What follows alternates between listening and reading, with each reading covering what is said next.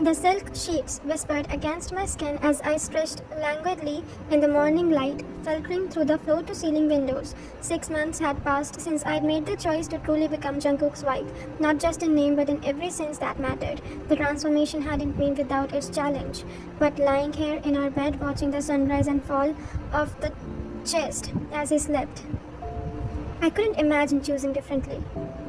His hair were tousled from sleep, falling across his forehead in a way that made him look younger, less dangerous. The morning sunlight highlighted the intricate tattoos that covered his chest and arms, artwork that told the story of his rise to power.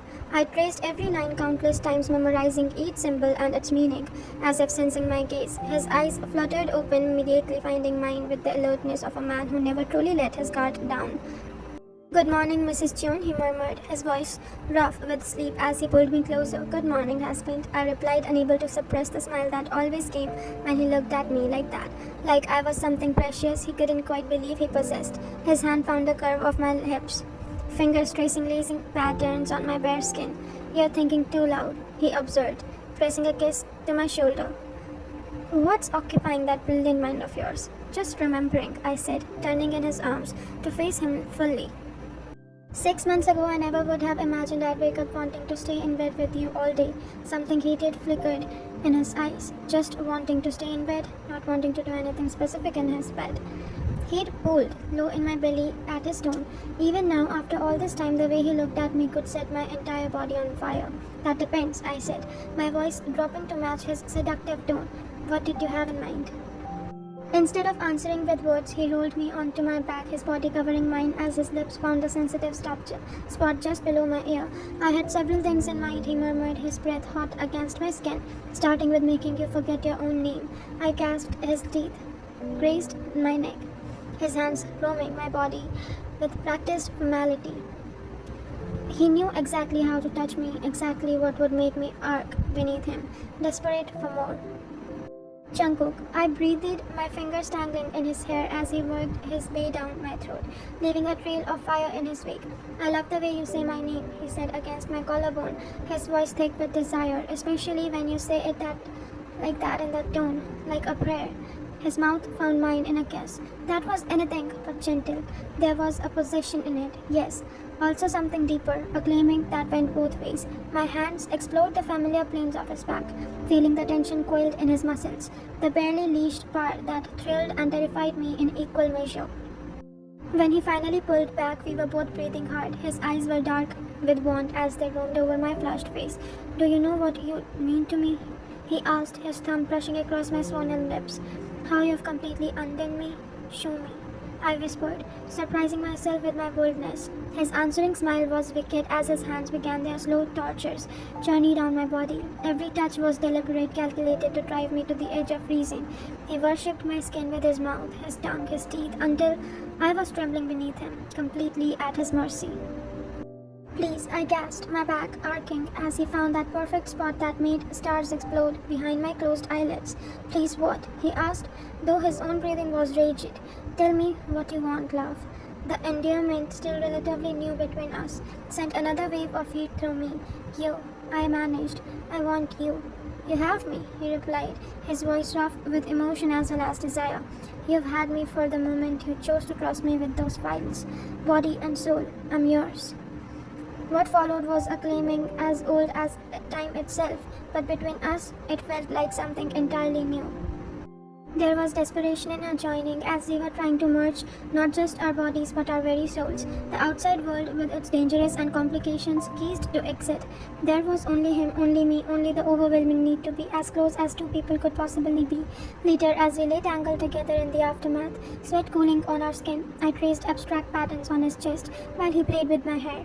"I have something for you," he said suddenly, reaching towards the nightstand.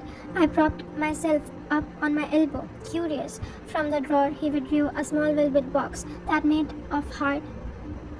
"Skip a beat." "Jungkook, what?" "It's not what you think," he said quickly, though there was nervousness in his expression that I rarely saw. "Open it." Inside the box was a key, ornate and obviously old, made of what looked like silver and intricate engraving along its length. "What does it open?" I asked, running my finger along the detailed metalwork. "My private study." he said, watching my reaction carefully, the one even you haven't been allowed in. I looked up at him in surprise. In all our time together, there had been one room in the mansion that remained off limits, a study in the third floor that he used for his most sensitive business. Even the cleaning staff weren't permitted inside. Why now? I asked. His hand covered mine where it held the key. Because true partnership means no secret. Not anymore. His eyes were serious as they met mine. Everything I am, everything I've built, everything I've done, I want you to know all of it, the good and the ugly. The weight of his trust settled over me like a mantle. Are you saying some secrets might be better left buried, not between us? He said firmly. If we are going to do this, really do this, then we do it with complete honesty. I closed the box carefully, understanding the magnitude of what he was offering. Whenever you're ready, he replied. But first, his hand found my waist, pulling me back down at him. I believe I promised to make you forget your own name, and I'm not finished keeping that promise. His mouth found mine again, and I melted into him, marveling at how completely my life had changed. 6 months ago, I had been a prisoner in a marriage of convenience. Now I was a woman who had found love in the most unexpected place, with the most dangerous man I'd ever met. 3 days later, I stood outside the door to Jungkook's private study, the silver key heavy in my palm. He had given me space to decide when I was ready, never pushing, never asking. But my curiosity had finally overwhelmed my apprehension. The key turned smoothly in the lock, and I stepped into the room that was distinctively different from the rest of the mansion. Where our home was modern and luxurious, this space felt older. More traditional dark wood paneling covered the walls, lined books that looked like they had been collected over generations. A massive desk dominated the center of the room, its surface covered with papers and what appeared to be genealogical charts. But it was the wall behind the desk that made me gasp. It was covered with photographs, documents, and what looked like a complex family tree that went back several generations. Red strings connected various points, creating a web of relationships and connections that would have impressed any detective. It's overwhelming the first time you see it. I spun around to find Jungkook in the doorway, his expression carefully neutral as he watched my reaction. How long have you been working on this? I asked, gesturing to the elaborate display. Since I was 15, he replied, moving to stand beside me. When my father first told me the truth about our family's history. He began explaining the connections, the rivalries that went back decades, the complex web of alliances and betrayals that had shaped the criminal underworld of Seoul. At the center of it all was his family's rise to power, built on violence and strategic marriages like ours. My great-grandfather started it all. He had pointing to a faded photograph of a stern-looking man. He understood that in our world, family isn't just about blood. It's about binding yourself to the right people at the right time for the right reasons. Is that what we are? I asked quietly. The right people at the right time. He turned to face me fully, his hands coming up to frame my face. We started that way, he admitted, but what we've become, that's something else entirely. Before I could respond, his mouth was on mine, hungry and demanding. There was something different about this kiss, more urgent, more desperate, as if showing me this room had broken down the last wall between us. He lifted me onto the edge of his desk, his hands making quick work to the buttons on my blouse. I've thought about having you in here, he confessed against my throat. My voice, and his voice, was of desire, about claiming you in the places where I plan our future. Then claim me, I whispered, emboldened by the raw need in his voice. What followed was passionate and fierce, filled with an intensity that took my breath away. There was something criminal about being taken on the desk where he conducted his most dangerous business surrounded by the history of his family's power.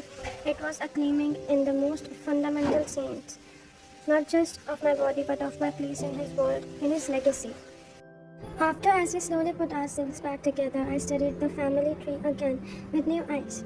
Where do I fit in all of this? I asked. He removed behind me, his arm wrapping around my waist as he rested his chin on my shoulder.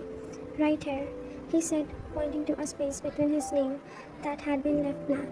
The woman who chose to stay, who chose me over everything else. And our children? I asked, surprised by my own boldness in bringing up a future we had never explicitly discussed. His arms tightened around me. They'll be next generation, he said softly, the ones who inherit everything we built together. Thought of children, our children sent a thrill through me that I wasn't entirely prepared for. The idea of tiny hands and soft cheeks, of Jungkook reading bedtime stories and teaching them to be strong in a dangerous world.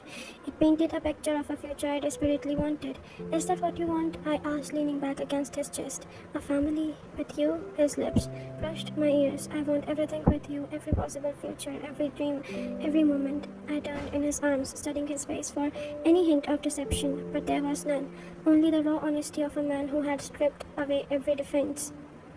I love you, I said, the words falling from my lips before I could stop them. It was the first time either of us had said it out loud, though it had been growing between us for months. His eyes widened slightly, then darkened with an emotion so intense it took my breath away. Say it again, he demanded, his voice barely above a whisper. I love you, Jungkook. Repeated, my hands framing his face.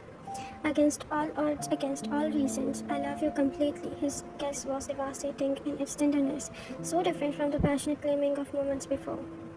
This was reverent, worshipful, the kiss of a man who had found something he thought he had lost forever. I love you too, he murmured against my lips.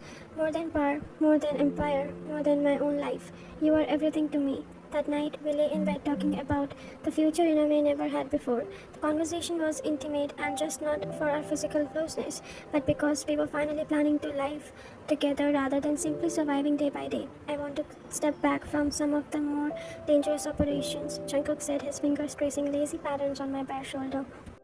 Focus more on the legitimate businesses. I looked up at him in surprise. Really?